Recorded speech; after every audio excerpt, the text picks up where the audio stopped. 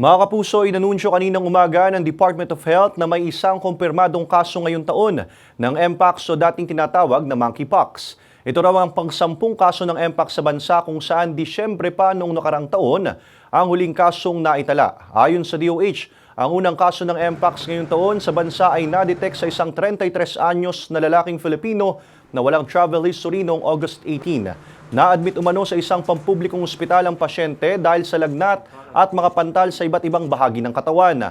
Siya ang kauna-unahang pasyente simula ng ideklara ng World Health Organization o WHO noong nakarang linggo bilang Public Health Emergency of International Concern ng Mpox. Kasunod ng outbreak nito sa Democratic Republic of Congo na kumalat sa mga kalapit na bansa. Ang mga karaniwang sintomas ng Mpox ay mga pantal, lagnat, pananakit ng ulo, pananakit ng likod, pananakit ng kalamnan, mababang enerhiya, pagkapagod at pamamaga ng mga lymph node. Ayon sa DOH, kasalukuyang naka-isolate pa rin ang pasyente. Wala siyang travel history. So hindi siya nanggaling ng Africa or ibang bansa.